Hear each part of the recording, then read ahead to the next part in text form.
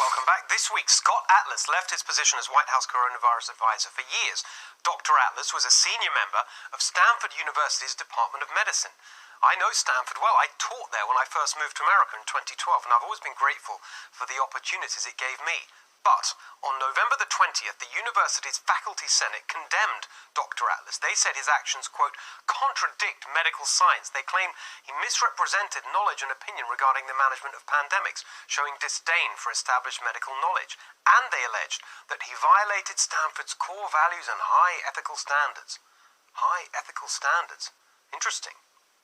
Earlier in the year, 3 current members of Stanford's medical faculty, epidemiologists John Ioannidis, Jay Bhattacharya, and Aaron Ben-David, published a study that completely upended what we thought we knew about the virus. By testing antibodies in Santa Clara County, where Stanford is based, the doctors established that coronavirus was much more infectious but much less deadly than we'd been told. This finding called into question the entire strategy of our leaders, locking everyone down to try and stop anyone being infected.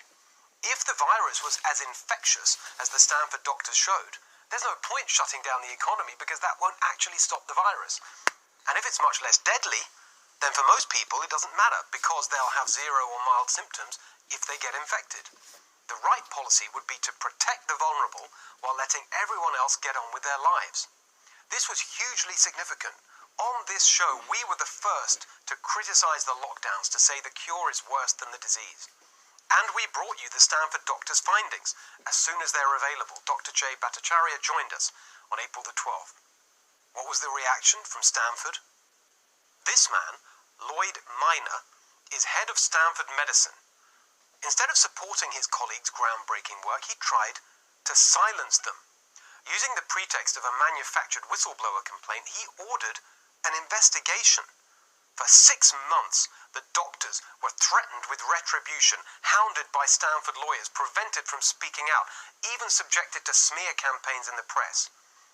Yet their pioneering findings have since been confirmed by multiple other studies, this one conducted in July and published in September, another more recently from the CDC itself. After 6 months, the doctors were completely exonerated and able to speak freely again. Dr. Bhattacharya became a founder of the Great Barrington Declaration, which argues against lockdowns and in favor of what they call focused protection for the vulnerable. It's been signed by over 12,000 medical and public health scientists around the world. Everything the Stanford doctors said in April was true.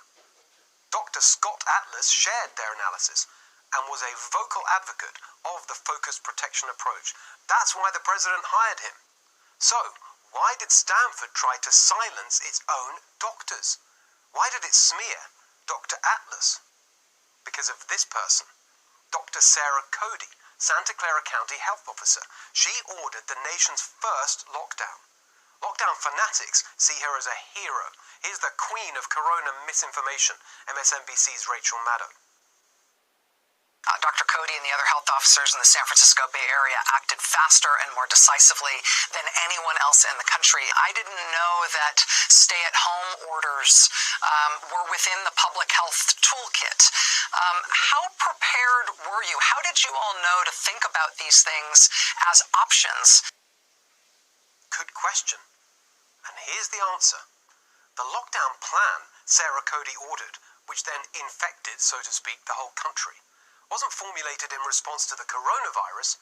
It was an off-the-shelf plan that she and some former colleagues had prepared after 9/11 as a response to a potential bioterrorism attack or a theoretical pandemic, not on the data or the science of this pandemic.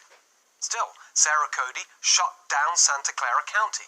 Then the Bay Area followed, then the whole of California, and then across the country. We're constantly told we have the best public health system in the world.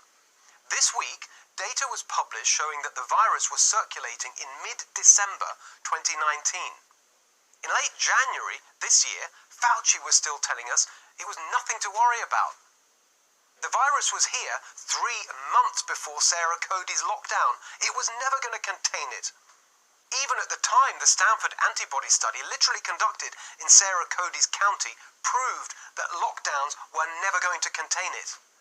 Yet preposterously, given the data, Sarah Cody was still talking in June this year about, quote, full containment. What's all this got to do with Stanford and Dr. Atlas? Guess who Sarah Cody's husband is? A professor of medicine at Stanford. And so they closed ranks to protect their own. Led by Stanford Medicine's boss, Lloyd Minor. How dare anyone question the lockdown? It was ordered by the wife of our colleague. This is how the groupthink started. The Stanford study was the first scientific challenge to the lockdown policy. So naturally, it had to be destroyed. The dissenting doctors had to be attacked, smeared and silenced. Universities, science, the whole point is to be open, to gather evidence, to debate. Stanford did the exact opposite. They attempted a cover-up. It is grotesque and a total disgrace. Meanwhile, the rest of us had to live with the consequences. The lockdown groupthink spread from Stanford to the medical establishment to the media to the bureaucrats and the Democrats. With utterly cynical bad faith and realizing the weakness of their own position, they accused anyone against lockdown of wanting people to die. But of course, people died despite the lockdown, and thousands more died because of the lockdown. We brought you the toll week after week. The establishment's cruel, destructive lockdowns failed. Yet here we are again, about to repeat them. None of it's based on science or data. Big business open, but small business closed, 25% this, 50% that. It is all capricious, pseudo-scientific nonsense. Look at Biden with his pathetic statement about masking in his first 100 days. It is pure BS, plucked out of thin air by some PR idiot.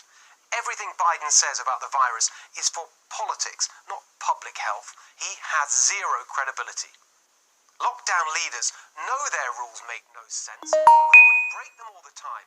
Every day, there's a new Democrat lockdown hypocrite.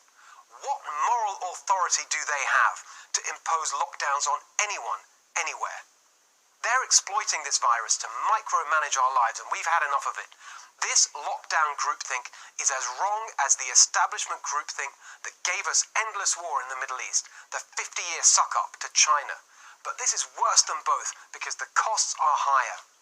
Lockdowns are the biggest public policy mistake in history, and we have to fight them. Be responsible. Protect the vulnerable. Live your life. Help us fight back by following us at Steve Hilton X and at NextRev FNC, and share this when we post it.